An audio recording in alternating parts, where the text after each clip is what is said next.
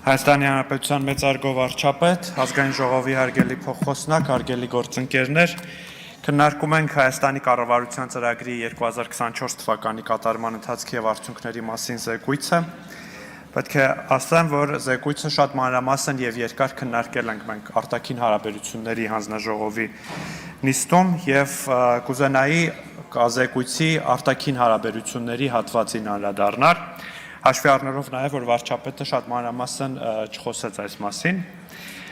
Ես ուզում եմ արձանագրեմ, որ 2024 թվականը արդյունավետ էր 2021-2026 թվականների կառավարության ծրագրի կատարման համար արտաքին հարաբերությունների տեսանկյունից եւ որոշ ուղերձներ, որոնք արտացոլված են կառավարության ծրագրում այս տարի ոչ միայն կատարվել են, այլ երբեմն նաև գերակատարվել են։ Եվ այդ իրադարձությունները կամ դեպքերը, որոնք արձանագրվել են արտաքին հարաբերություններում, հաճախ գլխագրերի եւ մամուլի հաղորդագրություններից անդին չեն եղել եւ շատ քննարկում չենք ունեցել։ Ես կուզենայի դրանք եւս մեկ անգամ հնչեցնել։ Ու սկսեմ տարածաշրջանից։ Կառավարության ծրագրով կառավարությունը նախանշել էր, որ Վրաստանի հետ շարունակելու է առանձնահատուկ եւ բարիդրացիական հարաբերությունների հետագա զարգացումը։ 2024 թվականին այս ուղենիշը ոչ միայն կատարվել է, այլ նաեւ դա ավելին է արվել։ Վերջապես Հայաստանի եւ Վրաստանի միջև հաստատվել են ռազմավարական հարաբերություններ։ Իրանի հետ կառավարությունը նախանշել է, որ պետք է շարունակի առանձնահատուկ հարաբերությունների հետագա զարգացումը։ Շարունակվել է Իրանի հետ բազմավոլորտ համագործակցությունը եւ 2024 թվականի արդյունքներով Հայաստանի եւ Իրանի միջև առևտրաշրջանառության մակարդակը 2023 թվականի նկատմամբ աճել է։ Հայաստանի կառավարությունը Թուրքիայի հետ հարաբերությունների կարգավորման ուղղությամբ նախանշել էր, որ պետք է ձևավորի փոխվստահության մթնոլորտ եւ քաղաքական երկխոսությունը զարգացնի,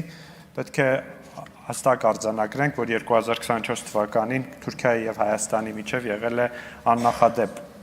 քաղաքական երկխոսության մակարդակը աննախադեպ կերպով բարձրացել է բոլոր մակարդակներում, ոչ միայն երկրների ղեկավարների, արտգործնախարարների եւ հատուկ ներկայացուցիչների միջև, այլ նաեւ եղել են ոլորտային գերատեսչությունների միջև երկխոսություն, ինչը իհարկե չի նշանակում, որ մենք այս առումով շատ արդյունքներ ունենք, որովհետև մեր ակնկալած արդյունքը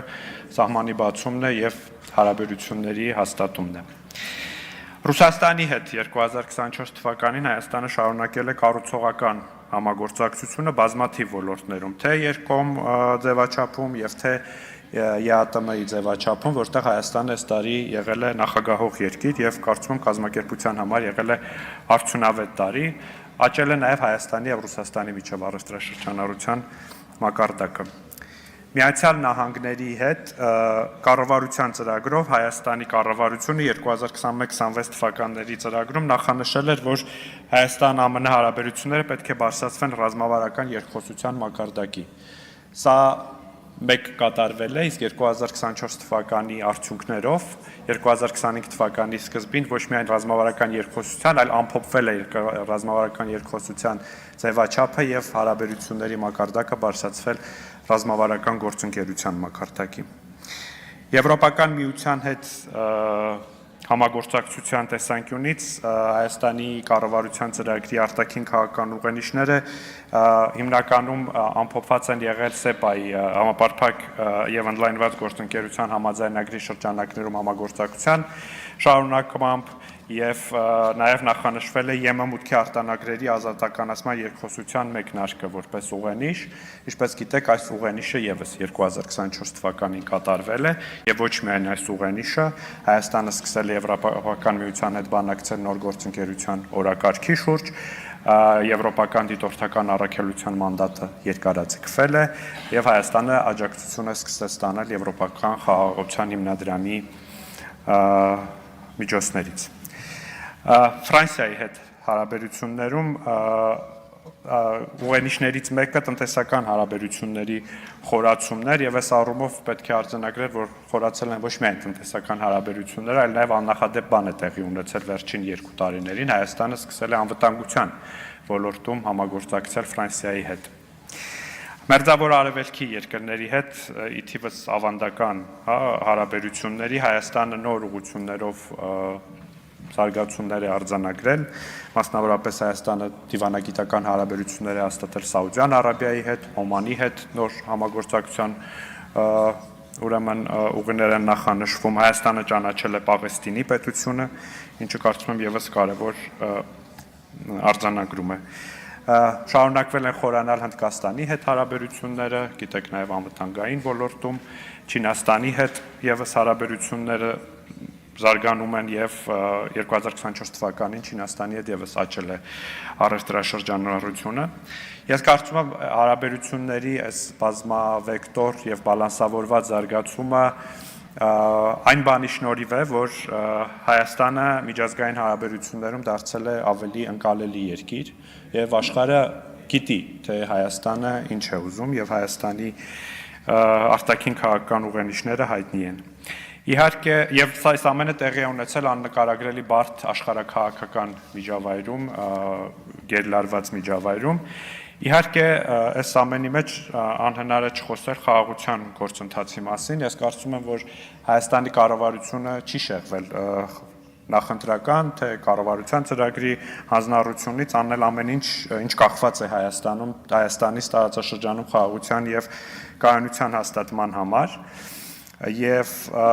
այս առումով ևս պիտի արձանագրենք, որ եղել է արդյունքների տարի 2024 թվականը, նախ այն, որ 2024 թվականը եղել է մեր անկախության շրջանի ամենախաղաղ տարին,